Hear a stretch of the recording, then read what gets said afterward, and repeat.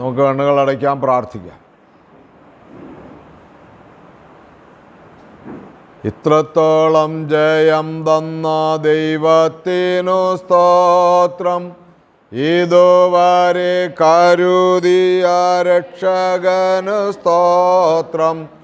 ഇത്രത്തോളം ജയം തന്ന ദൈവത്തിനു സ്തോത്രം, ഇതുവരെ കരുതിയാം ഇനിയും കൃപ തോന്നി കരുതിടണേ, ഇനിയും നടത്തണം, ഇനിയും കൃപ തോന്നി കരുതിടണേ, ഇനിയും നടത്തണം. കാരുണ്യവാനും നല്ലവനുമായ സ്വർഗപിതാവേ, ഇന്നയോളം നടത്തിയ കൃപയ്ക്കായി സ്തോത്രം. ചെയ്തിട്ടുള്ള എല്ലാ അനുഗ്രഹങ്ങൾക്കും നന്ദി. ഹല്ലേലൂയ. ദൈവമേ, ഞങ്ങൾ അവിടുത്തെ തിരുസന്നിധിയിൽ ഇപ്പോൾ അവിടുത്തെ വാഗ്ദാനപ്രകാരം ദൈവവചന ധ്യാനത്തിനും ചിന്തയ്ക്കുമായിട്ടിരിക്കുന്നു. യേശുവേ, കൃപ ചൊരിയണമേ. പരിശുദ്ധാത്മാവിനെ ഞങ്ങൾ നയിക്കണമേ. പരിശുദ്ധാത്മാവിൻ്റെ അഭിഷേകത്തിന് വേണ്ടി കാത്തിരിപ്പിൻ്റെ നാളുകളിൽ ദൈവമേ, ഞങ്ങളിൽ അവിടുന്ന് വസിച്ച് ഞങ്ങൾക്കാവശ്യമായ ദൂത് നൽകി ഞങ്ങളെ നയിക്കണമേ എന്ന് പ്രാർത്ഥിക്കുന്നു. ഹല്ലേലൂയ, ഹല്ലേലൂയ, ഹല്ലേലൂയ, ഹല്ലേലൂയ, ഹല്ലേലൂയ, ഹല്ലേലൂയ, ഹല്ലേലൂയ. യേശുവേ നന്ദി, യേശുവേ നന്ദി, യേശുവേ നന്ദി. ഹല്ലേലൂയ, ഹല്ലേലൂയ, ഹല്ലേലൂയ, ഹല്ലേലൂയ, ഹല്ലേലൂയ, ഹല്ലേലൂയ, ഹല്ലേലൂയ, ഹല്ലേലൂയ, ഹല്ലേലൂയ, ഹല്ലേലൂയ, ഹല്ലേലൂയ, ഹല്ലേലൂയ.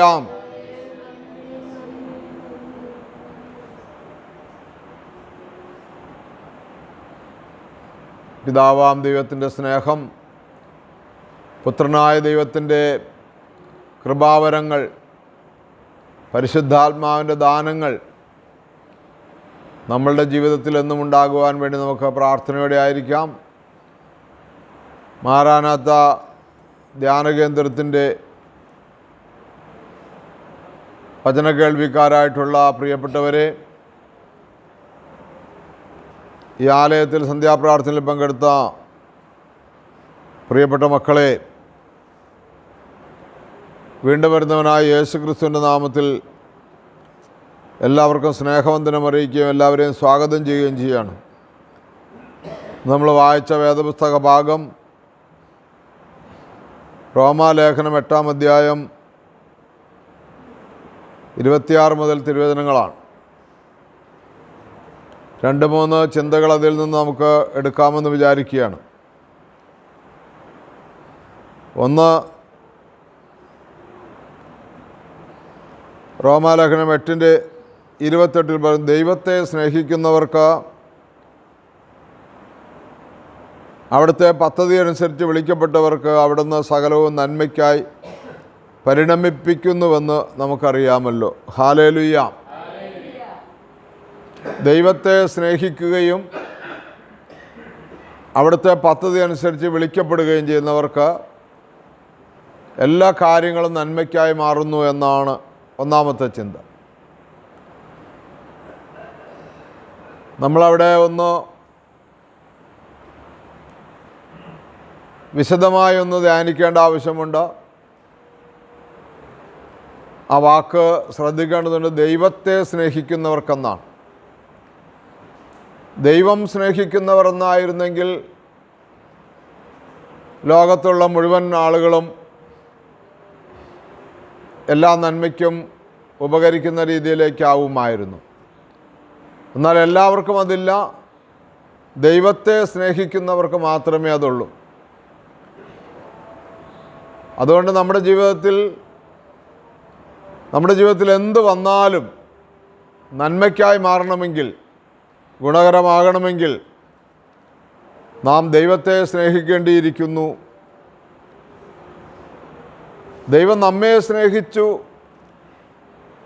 നമ്മെ വീണ്ടെടുത്തു, നമ്മെ രക്ഷിച്ചു. ഇത് ദൈവത്തിൻ്റെ പ്രവൃത്തിയാണ്. ആ രക്ഷ ഇനി നമ്മിൽ പൂർത്തീകരിക്കപ്പെടുവാൻ ആ രക്ഷ നമ്മിൽ പൂർണ്ണമായി വരുവാൻ നമ്മൾ ദൈവത്തെ സ്നേഹിക്കണം. Hallelujah, hallelujah. അപ്പം നമ്മളിപ്പോൾ നമ്മുടെ മനസ്സിൽ വരേണ്ട ചിന്തകൾ, എനിക്ക് ദൈവത്തെ സ്നേഹിക്കാൻ കഴിയുന്നുണ്ട്. എൻ്റെ ജീവിതത്തിൽ വരുന്ന എല്ലാ കാര്യങ്ങളിലും ദൈവത്തെ അംഗീകരിക്കുവാനും ദൈവത്തെ സ്നേഹിക്കുവാനുമായിട്ട് എനിക്ക് കഴിയുന്നുണ്ട്. സ്നേഹമെന്ന് പറയുന്നത് ഒരമ്മ തൻ്റെ പിഞ്ചു കുഞ്ഞിനെ സ്നേഹിക്കുന്നതിനും മുകളിലായിരിക്കണമെന്നുള്ളതാണ്. സ്നേഹമെന്ന് പറയുന്നത് നിഷ്കളങ്ക സ്നേഹമെന്നാണ് പറയുന്നത്. അങ്ങനെയുള്ളവർക്ക് എന്ത് സംഭവിച്ചാലും അത് നന്മയ്ക്കായി മാറും. രോഗം വന്നാലും ദുഃഖങ്ങൾ വന്നാലും എന്തു വന്നാലും. അതിൻ്റെ വ്യക്തമായൊരു ചിന്ത 31-ാമത്തെ വാക്യത്തിൽ പൗലോസ് പറയുന്നുണ്ട്, ദൈവം നമ്മുടെ പക്ഷത്തെങ്കിൽ ആര് നമുക്കെതിര് നിൽക്കും? അപ്പോൾ ദൈവത്തെ സ്നേഹിക്കുന്നവർക്ക് ഒന്നാമത്തെ അനുഭവം എന്ന് പറഞ്ഞാൽ ദൈവം നമ്മുടെ പക്ഷത്ത് വരും. ദാവീദ് ആട്ടിടയനായിരുന്നു, പക്ഷേ ദാവീദ് ദൈവത്തെ സ്നേഹിച്ചിരുന്നു.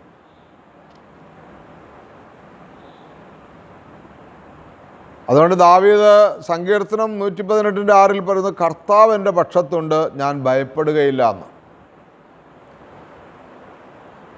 മനുഷ്യന് എന്നോട് എന്ത് ചെയ്യാൻ കഴിയും? ഈ മനുഷ്യന് എന്നോട് എന്ത് ചെയ്യാൻ കഴിയുമെന്നുള്ളിടത്ത് ബാക്കിയെല്ലാം ചേർക്കണം നമ്മൾ. രോഗത്തിന് എന്നോട് എന്ത് ചെയ്യാൻ കഴിയും? പ്രകൃതിക്ഷോഭങ്ങൾക്ക് എന്നോട് എന്ത് ചെയ്യാൻ കഴിയും? ഇടിമിന്നലുകൾക്ക് എന്നോട് എന്ത് ചെയ്യാൻ കഴിയും എന്ന് പറഞ്ഞാൽ ബാക്കി മനുഷ്യനെ സംഹരിക്കുന്ന, മനുഷ്യനെ ഇല്ലായ്മ ചെയ്യുന്ന എന്തിനേയും ദൈവം എൻ്റെ പക്ഷത്തുണ്ടെങ്കിൽ എന്നോട് ആർക്കെന്ത് ചെയ്യാൻ കഴിയും? ഹല്ലേലൂയ. ഈ ധൈര്യമാണ് യഥാർത്ഥത്തിൽ ദൈവത്തിൻ്റെ സ്നേഹം. ദാവീദൊക്കെ നമുക്ക് ഗോലിയാത്തിനെ വെല്ലുവിളിക്കുമ്പോഴും അല്ലെങ്കിൽ ഗോലിയാത്തിനെ ഇല്ലായ്മ ചെയ്യുമ്പോഴും ദാവീദിനേക്കാളൊക്കെ എത്ര ഇരട്ടി മല്ലനാണ് അയാൾ. അയാൾ പറയുന്നത്, പീറ ചെറുക്ക എന്ന് ഞാൻ പക്ഷികൾക്ക് നിന്നെ ചീന്തി കൊടുക്കുമെന്നാണ്. എന്ന് പറഞ്ഞാൽ അയാളുടെ ഒരു കൈക്ക് ഒരു പിടുത്തമില്ല. പക്ഷെ ദാവീദ് ഒറ്റയ്ക്ക് ആടിനെ മേയിച്ച് നടക്കുമ്പോൾ ചെന്നായ്ക്കളുടെ ഇടയിൽ നിന്നും വന്യമൃഗങ്ങളുടെ കയ്യിൽ നിന്നെല്ലാം ആടുകളെ രക്ഷിക്കാൻ വേണ്ടി ദൈവം അവൻ്റെ പക്ഷത്തുള്ളത് കൊണ്ട് അവന് ഒരുപാട് കാര്യങ്ങൾ ചെയ്യാൻ കഴിഞ്ഞിട്ടുള്ള ഒരു ഉൾബലം, ഒരു ധൈര്യം അവനുണ്ട്. ആ ഉൾബലം, ആ ധൈര്യമാണ് നന്മയ്ക്കായി മാറുന്നത്. നമുക്കില്ലാത്ത സംഭവം അതുതന്നെയാണ്. ആ ഉൾബലമുണ്ടോ എന്ന് പരിശോധിക്കുക. നമുക്കിപ്പോൾ ഒരു അസുഖം വന്നാൽ തന്നെ നമ്മുടെ ബലം കുറയും. നമ്മൾ പലപ്പോഴും ദൈവം സ്നേഹിക്കാൻ നടക്കുന്നവരാണ്. നമ്മുടെ ബലഹീനതകളൊക്കെ മനസ്സിലാക്കി, നമ്മുടെ പോരായ്മകളൊക്കെ മനസ്സിലാക്കി നമ്മളെ എപ്പോഴും സ്നേഹിച്ചു കൊണ്ട് നടക്കണം. ദൈവത്തെ സ്നേഹിക്കുമ്പോൾ മാത്രമേ ഒരാൾ കരുത്തനാകുന്നുള്ളൂ. കാരണം അയാൾ ദൈവത്തെ സ്നേഹിക്കുമ്പോൾ ആ വ്യക്തിയുടെ ഉള്ളിൽ ദൈവം വസിക്കുന്നത് കൊണ്ട് ആ വ്യക്തിക്ക് എല്ലാ കാര്യത്തിനും നല്ല ധൈര്യം കിട്ടിക്കൊണ്ടിരിക്കും, നല്ല പവറായിരിക്കും, ഉൾക്കരുത്ത്, പവർഫുൾ എന്നൊക്കെ പറയുന്ന പോലെ ആയിരിക്കും. അപ്പോൾ ആ കരുത്ത് നേടാൻ, ആ കരുത്താണ് ദാവീദ് പറയുന്നത്, കർത്താവിൻ്റെ പക്ഷത്ത് ഉണ്ട് എങ്കിൽ ആര് നമുക്കെതിര് നിൽക്കും? അതിന് കാരണം പറയുന്നത് 32-ാമത്തെ വാക്യത്തിലാണ്. സ്വപുത്രനെ പോലും ഒഴിവാക്കാതെ നമുക്കെല്ലാവർക്കും വേണ്ടി അവനെ ഏൽപ്പിച്ചു തന്നവൻ അവനോട് കൂടെ സമസ്തവും നമുക്ക് ദാനമായി നൽകാതിരിക്കും. സ്വന്തം പുത്രനെ പോലും തരാൻ മടി കാണിക്കാതിരുന്ന ദൈവസ്നേഹം ബാക്കിയെല്ലാം നമുക്ക് നൽകാതിരിക്കുമോ? ഹല്ലേലൂയ. അപ്പോൾ നമുക്ക് ദൈവത്തെ സ്നേഹിക്കുവാനുള്ള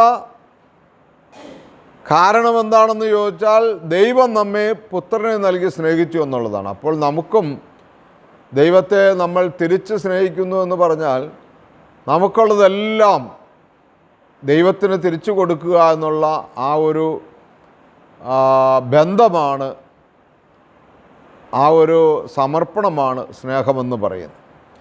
അപ്പോൾ എല്ലാം നന്മയ്ക്കായി മാറുമെന്നുള്ളതാണ്. യോഹന്നാൻ്റെ സുവിശേഷം 3-ാം അധ്യായത്തിൻ്റെ 16-ാമത്തെ വാക്യത്തിൽ നമ്മൾ വായിക്കുന്നത് അങ്ങനെയാണ്: അവനിൽ വിശ്വസിക്കുന്ന ഏവനും നശിച്ചു പോകാതെ നിത്യജീവൻ പ്രാപിക്കേണ്ടതിന് തൻ്റെ ഏകജാതനെ നൽകാൻ തക്കവണ്ണം ദൈവം ലോകത്തെ അത്രമാത്രം സ്നേഹിച്ചു. അവിടെ നമ്മൾ ധ്യാനിക്കേണ്ടതുണ്ട്. തൻ്റെ ഏകജാതനെ നൽകാൻ തക്കവണ്ണം ദൈവം ലോകത്തെ അത്രമാത്രം സ്നേഹിച്ചു എന്ന് പറയുമ്പോൾ നമ്മൾ പെട്ടെന്ന് വിചാരിക്കരുത് ലോകത്തെ മുഴുവൻ അങ്ങ് സ്നേഹിച്ചു എന്നും. ഇല്ല. അവനിൽ വിശ്വസിക്കുന്ന ഏവനും, യേശു ക്രിസ്തുവിൽ വിശ്വസിക്കുന്ന ഏവനും നശിച്ചു പോകാതെ, അതാണ് കരുതൽ.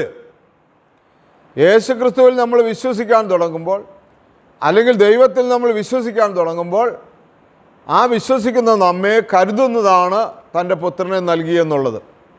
കാരണം പുത്രനെ നൽകിയത് വഴി നമ്മുടെ പാപങ്ങളും ശാപങ്ങളെല്ലാം നീങ്ങി നമ്മൾ പൈശാചിക ബന്ധനത്തിൻ്റെ അടിമത്തത്തിൽ നിന്ന് മോചിതരായി. ഹല്ലേലൂയ, ഹല്ലേലൂയ, ഹല്ലേലൂയ.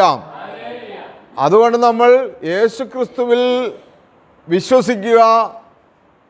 ക്രിസ്തുവിലൂടെ നാം ദൈവത്തിൻ്റെ സ്നേഹം അനുഭവിച്ചറിഞ്ഞു.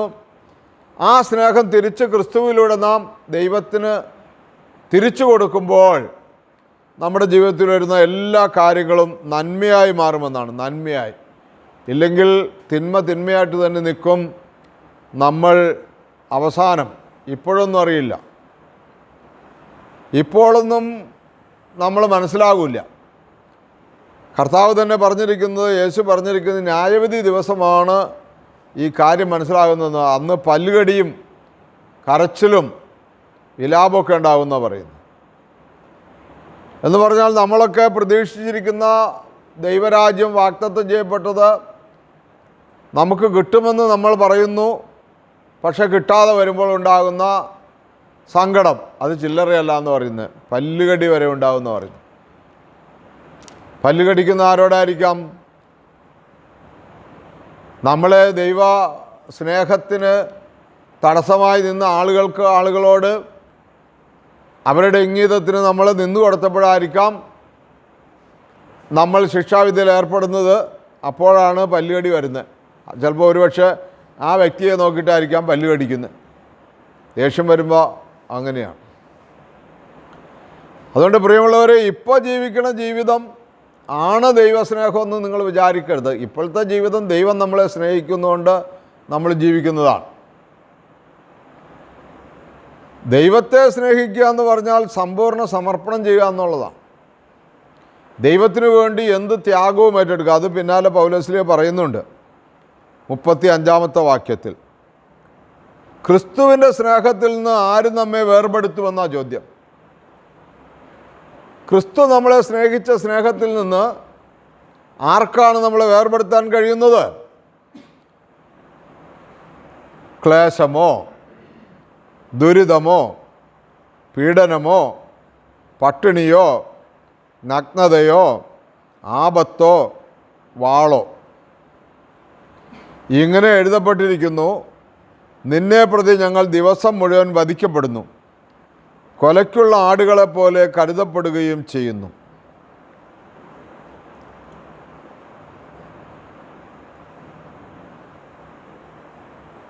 സങ്കീർത്തനം 44-ന്റെ 22-ാമത്തെ വാക്യത്തിൽ ഇങ്ങനെയാണ് പറയുന്നത്: ഞങ്ങൾ എല്ലായ്പ്പോഴും വധിക്കപ്പെടുന്നു, അറക്കാനുള്ള ആടുകളായി ഞങ്ങൾ കരുതപ്പെടുന്നു. എപ്പോൾ വേണേലും ഇല്ലായ്മ ചെയ്യപ്പെടാമെന്നുള്ള ഒരു വിശ്വാസം അല്ലെങ്കിൽ ഒരു ചിന്ത മനസ്സിൽ സൂക്ഷിക്കും ദൈവത്തോട് ചേർന്ന് ജീവിക്കുന്നവർ. അവരെപ്പോഴും സമൂഹത്തിൽ വിലയുള്ളവരല്ല. സമൂഹത്തിൽ അവർക്ക് മരണം വരെ സംഭവിക്കുക, അല്ലെങ്കിൽ മറ്റുള്ളവരാൽ പീഡിപ്പിക്കപ്പെടാമെന്ന അനുഭവമുള്ളവരാണ് യഥാർത്ഥ ദൈവസ്നേഹികൾ, യഥാർത്ഥ ക്രിസ്ത്യാനികൾ. കാരണം അവരെ ലോകത്തിനൊരിക്കലും അവരെ മനസ്സിലാക്കാനും ഒന്നും കഴിയില്ല. അതുകൊണ്ടാണ് ഈ ക്രിസ്തുവിൻ്റെ സ്നേഹത്തിൽ നിന്ന് ആര് നമ്മെ വേർപെടുത്തുമെന്ന് ചോദിച്ചിട്ട് ആര് വേർപെടുത്തുമെന്ന് ചോദിക്കുമ്പോൾ ഒന്നാമത്തെ ആൾ ക്ലേശമാണ്. ക്ലേശം. രണ്ടാമത് ദുരിതം, പീഡനം, പട്ടിണി, നഗ്നത, ആപത്ത്, വാള് എന്ന് പറഞ്ഞാൽ ഒരു മനുഷ്യൻ അനുഭവിക്കുന്ന മുഴുവൻ സംഘർഷങ്ങളും. ദാരിദ്ര്യമുണ്ട്, അതിൽ ആവശ്യത്തിന് വസ്ത്രമില്ല, ആവശ്യത്തിന് ഭക്ഷണമില്ല, പോകുന്ന വഴിയിലെല്ലാം ആപത്ത്, പിന്നെ ക്ലേശം, ദുരിതം, പീഡനം. അവിടെയാണ് ഈ വിശ്വാസിയുടെ ദൈവസ്നേഹം മനസ്സിലാകുന്നത്. ഒരു സുവിശേഷകൻ ഒരിക്കൽ ഒരു വഞ്ചിയാത്രയിൽ വഞ്ചിക്കാരന് ആളുകളെ ഒത്തിരി ഇങ്ങനെ വഞ്ചിയിൽ കുത്തി നിറച്ച് കയറ്റിയപ്പോൾ വഞ്ചി അപകടത്തിൽപ്പെടും എന്ന് പറഞ്ഞപ്പോൾ ഈ സുവിശേഷകനെ വഞ്ചിക്കാരൻ കളിയാക്കി. വന്യ ആളുകളെയൊക്കെ കേട്ടും താൻ അവിടെ മിണ്ടാതിരിക്കുന്നൊക്കെ പറഞ്ഞ് ആക്ഷേപിച്ചെന്ന് പറഞ്ഞു. അപ്പോൾ വഞ്ചി അപകടത്തിൽപ്പെടാൻ സാധ്യതയുണ്ടെന്ന് ഈ ഉപദേശിക്ക് തോന്നിയപ്പോൾ ഉപദേശി സ്വയമായിട്ട് പ്രാർത്ഥിച്ചു അല്ലെങ്കിൽ പറഞ്ഞു എന്ന് പറയുന്നത്. അദ്ദേഹം ആ പാട്ട് പിന്നെ അദ്ദേഹത്തിൻ്റെ പ്രാർത്ഥന പാട്ടായി മാറി.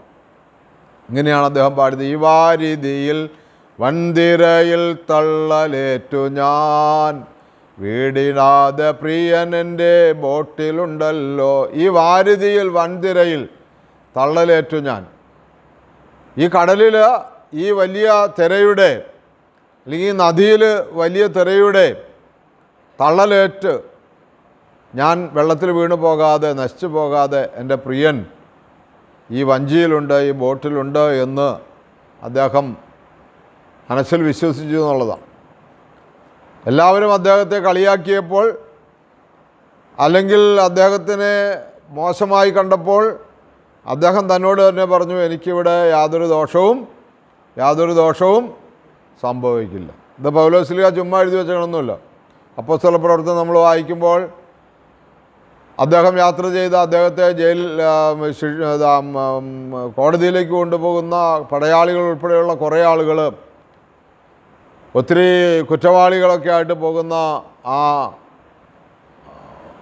വഞ്ചി അല്ലെങ്കിൽ ആ യാത്ര ചെയ്യുന്ന വള്ളത്തിൻ്റെ, ബോട്ടിൻ്റെ അല്ലെങ്കിൽ കപ്പലിൻ്റെ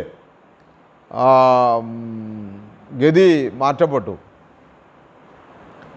അങ്ങനെ കടലിലൂടെ അത് ഒഴുകി നടക്കുമ്പോൾ സമയത്ത് കുറേ ദിവസങ്ങളായിട്ട് ആരും ആഹാരം കഴിച്ചിട്ടില്ല.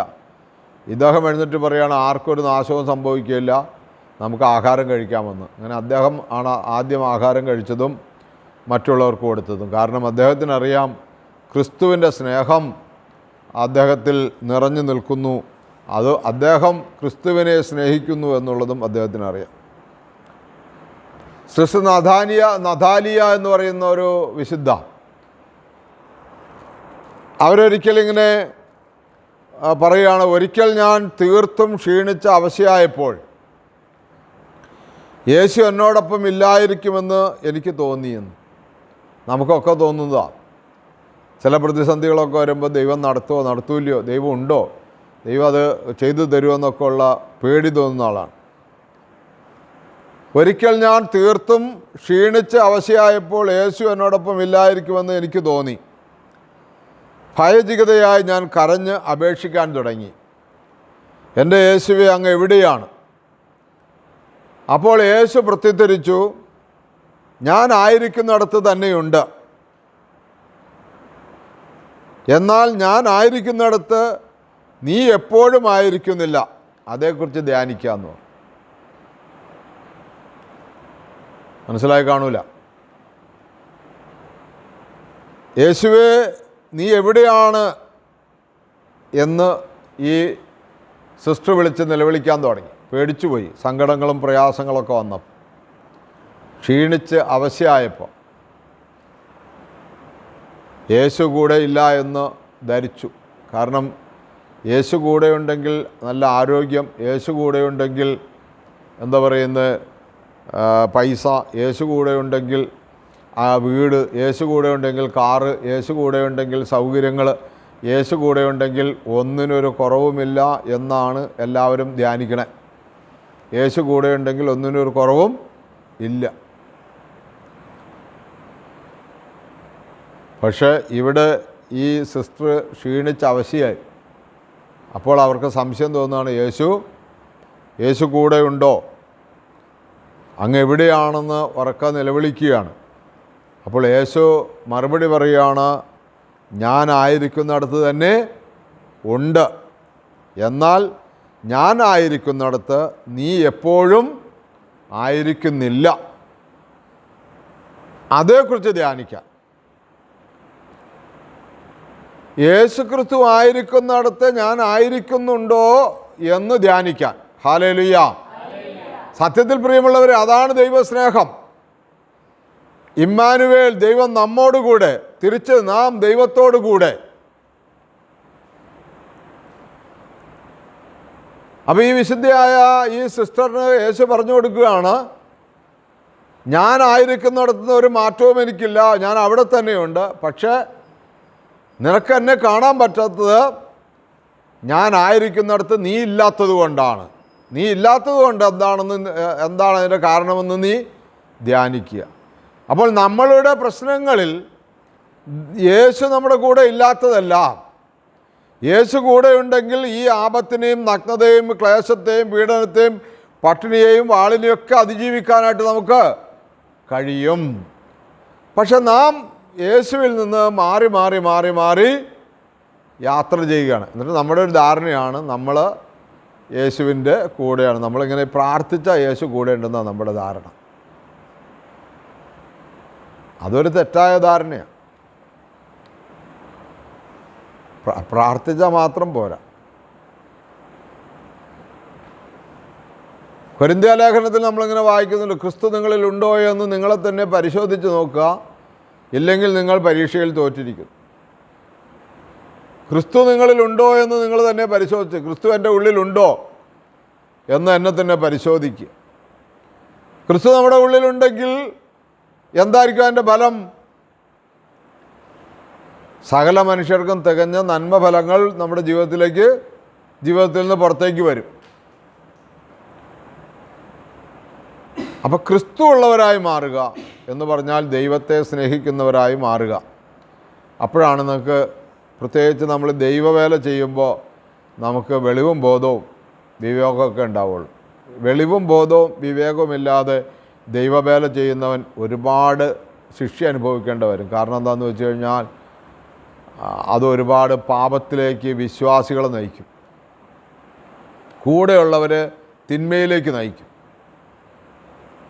ദൈവവേല ചെയ്യുന്നവർ കൂടുതൽ ശ്രദ്ധിക്കേണ്ടതാണ്. അവരുടെ ഈ പ്രശ്നങ്ങളൊന്നും അവരെ അലട്ടാൻ പാടില്ല. ദാരിദ്ര്യമുണ്ട്, ആപത്തുണ്ട്, വാളുണ്ട്, ദുഃഖമുണ്ട്, നിരാശ, ക്ലേശമുണ്ട്. എൻ്റെ പൊന്നേ മിണ്ടാതിരിക്കുക, ഞാൻ എൻ്റെ കാര്യം ഇപ്പോൾ ഈ രീതിയിലാണ്, ഇന്ന് എന്നെക്കൊണ്ട് ഒന്നിനും പറ്റില്ല, മിണ്ടാതിരിക്കുക എന്ന് പറഞ്ഞുള്ള എന്താ പറയുന്ന ആകെ ഒരു അലമ്പ് പിടിച്ച ജീവിതത്തിൻ്റെ ഉടമകളായി മാറും. പണ്ടൊക്കെ പ്രാർത്ഥിക്കുമായിരുന്നു, പണ്ടൊക്കെ ഇങ്ങനെ ദൈവവേലയൊക്കെ ചെയ്യുമായിരുന്നു. ഇപ്പോൾ അതൊന്നും പറ്റണില്ല. ഇപ്പോൾ ഒരു കാര്യത്തിനും ഒന്നിനും പറ്റണില്ല എന്ന് പറയുന്ന അവസ്ഥയിലേക്ക് താഴ്ന്നു പോകും. നമ്മളിൽ ദൈവസ്നേഹമുണ്ടെങ്കിൽ, നമ്മളിൽ ക്രിസ്തു ഉണ്ടെങ്കിൽ നമ്മളിങ്ങനെ ഉയരും, നമ്മുടെ പ്രവൃത്തിയിൽ ഉയരും. നമ്മുടെ പ്രവൃത്തി മറ്റുള്ളവർക്ക് അനുഗ്രഹമായി തോന്നും, നമ്മുടെ പ്രവൃത്തി മറ്റുള്ളവർക്ക് ഉപകാരമായി തോന്നും. ഇന്നൊരു ചേച്ചി എൻ്റെ അടുത്ത് വന്ന് രാവിലെ വന്നിട്ട് പറയുകയാണ്, ഇവിടെ മദ്യപാനികൾക്ക് ചികിത്സാ കേന്ദ്രമുണ്ടോ എന്നോട് ചോദിക്കുകയാണ്. ഞാൻ പറഞ്ഞു, ഇല്ല ചേച്ചി, മദ്യപാനികൾക്ക് വേണ്ടിയുള്ള ചികിത്സാ കേന്ദ്രം, ലഹരിമോചന കേന്ദ്രം ഇവിടെ തൊട്ടടുത്ത് പുക്കാട്ട് പിടിക്കുകയാണ്. അവിടെ മാസത്തിൽ നല്ല പൈസ വരും ചികിത്സിക്കാൻ. ഇവിടെ അങ്ങനെയല്ല. ഇവിടെ മാനസിക രോഗികളായിട്ടുള്ള ആരോരുമില്ലാത്ത സഹോദരങ്ങളെ ശുശ്രൂഷിക്കുന്ന സ്ഥലമാണ്. എന്നിട്ട് ഞാൻ ചോദിച്ചു, എന്താണെന്ന് ചോദിച്ചു. അപ്പോൾ അവർ പറഞ്ഞു, അവരുടെ ഭർത്താവ് ഭയങ്കര മദ്യപാനിയാണ്, മദ്യപിച്ച് കഴിഞ്ഞാൽ ഭയങ്കര ഉപദ്രവവും പ്രശ്നങ്ങളൊക്കെയാണ്. അപ്പം ഞാൻ ആ ചേച്ചിയോട് പറഞ്ഞു, സങ്കടപ്പെടണ്ട, ചേച്ചി ആദ്യം വീട്ടിൽ ചെന്ന് പിള്ളേരൊക്കെ ആയിട്ട് ആലോചിച്ചിട്ട് ഈ മുക്തി സദനിൽ കൊണ്ടുപോയി, അല്ലെങ്കിൽ അതുപോലെയുള്ള ഏതെങ്കിലും സ്ഥലങ്ങളിൽ, ഇപ്പോൾ നേരത്തെ ഡി അഡിക്ഷൻ സെൻറ്ററിൽ ചികിത്സിച്ചിട്ടുണ്ടെന്നാണ് ചേച്ചി പറയുന്നത്. ഞാൻ പറഞ്ഞു ഭാരപ്പെടണ്ട, ചേച്ചി ഒന്നും കൂടി പോയി മക്കളൊക്കെ ആയിട്ട് ആലോചിച്ചിട്ട്, മക്കളുടെ കല്യാണമൊക്കെ നടക്കാനുണ്ട്, അതൊക്കെ ഒരു ബുദ്ധിമുട്ടാണ് അവർക്ക്, ആലോചിച്ചിട്ട് കുറച്ച് നാളും കൂടി ഒന്ന് ചികിത്സിച്ചിട്ട് ആ ചികിത്സയുടെ ഭാഗമായിട്ട് ആ ചേട്ടനൊരു ബോധം തോന്നുകയാണെങ്കിൽ ഇവിടെ എന്തെങ്കിലും സഹായത്തിനൊക്കെ നിർത്തി ഇവിടെ താമസിപ്പിക്കാം. എന്നിട്ട് ഞാൻ ചേച്ചിയോട് പറഞ്ഞു, ഒരു 3 വർഷമെങ്കിലും സ്ഥിരം മദ്യപിച്ചുകൊണ്ടിരിക്കുന്ന, രാവിലെ മദ്യം കിട്ടാതെ ആരോഗ്യമില്ല എന്ന് ചിന്തിച്ചിട്ട് രാവിലെ തന്നെ മദ്യം കഴിച്ചു തുടങ്ങുന്ന ഒരു വ്യക്തിയെ സംബന്ധിച്ചിടത്തോളം ഒരു 3 വർഷമെങ്കിലും കുറഞ്ഞത് അദ്ദേഹം ലഹരി വസ്തുക്കളുടെ ഉപയോഗമില്ലാതെ, ലഹരി വസ്തുക്കൾ ഉപയോഗിക്കുന്ന ചിന്തയില്ലാതെ ജീവിക്കാൻ ശ്രമിക്കണം. അപ്പോൾ ചിന്ത എന്തായാലും വരും. പക്ഷേ ചിന്ത വരുമ്പോൾ അത് ചിന്തയിൽ നിന്ന് മാറിപ്പോകുവാനും നന്മ ചിന്തിക്കുവാനും വേണ്ടിയിട്ടാണ് ഞാൻ പറഞ്ഞത് ഇവിടെ പ്രാർത്ഥനയും ഇവിടുത്തെ ധ്യാനത്തിലൊക്കെ പങ്കെടുത്ത് മുന്നോട്ട് പോകാനായിട്ട് കഴിയുമെന്ന്.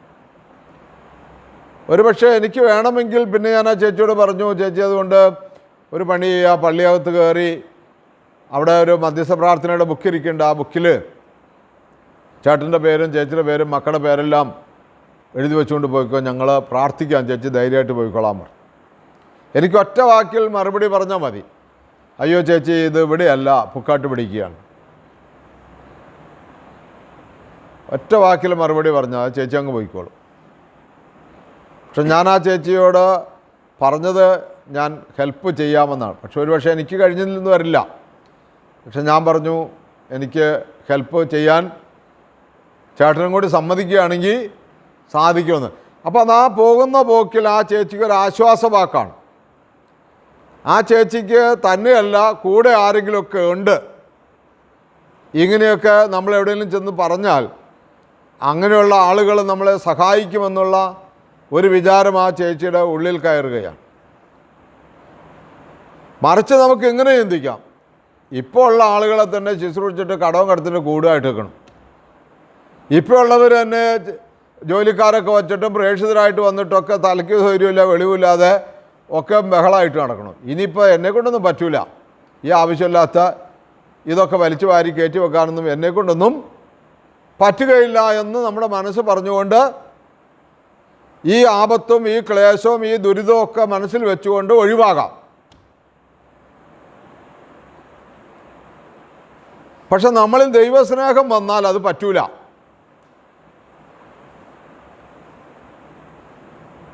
ദൈവസ്നേഹം നമ്മളിൽ വന്നു കഴിഞ്ഞാൽ നമ്മളെടുക്കുന്ന ഭാരത്തിൻ്റെ വെയിറ്റ് നമ്മൾ അറിയൂല.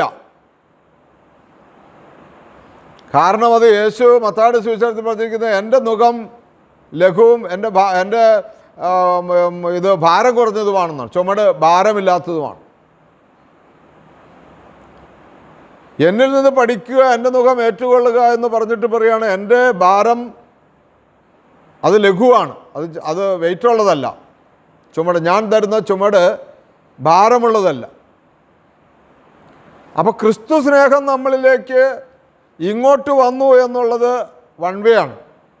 തിരിച്ച് അങ്ങോട്ട് പോകുന്നില്ലെങ്കിൽ നമ്മളാകെ അങ്കലാപ്പിലാവും, നമ്മളാകെ അലബിലാവും. എങ്ങനെയെങ്കിലും ജീവിക്കുക എന്നുള്ളതും എങ്ങനെയെങ്കിലുമൊക്കെ തട്ടിമുട്ടി പോകുക എന്നുള്ള ചിന്തയൊക്കെ ആവും. ഒരു വെളിവും ഒരു ബോധവും ഒരു വിവരവും അതിനകത്ത് ഉണ്ടാകുകയില്ല. അപ്പോൾ എല്ലാവരും പരിശോധിക്കുക,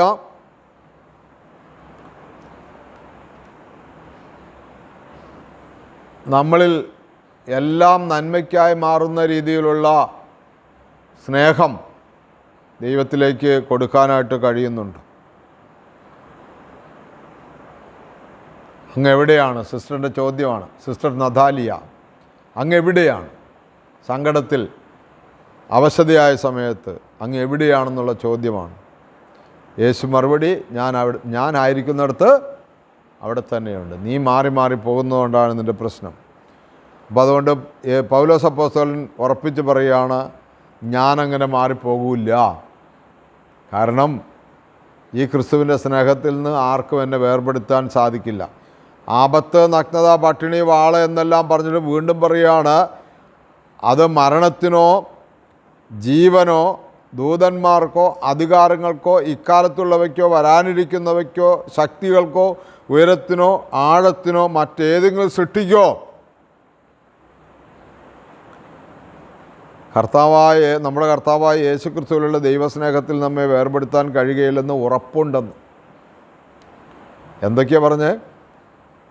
ദൂതന്മാർ, ദൈവദൂതന്മാരല്ല, ദൈവദൂതന്മാരായിട്ട് സൃഷ്ടിച്ച പിന്നെ ദൈവത്തെ ധിക്കരിച്ചു വന്ന പൈശാചിക ദൂതന്മാർ,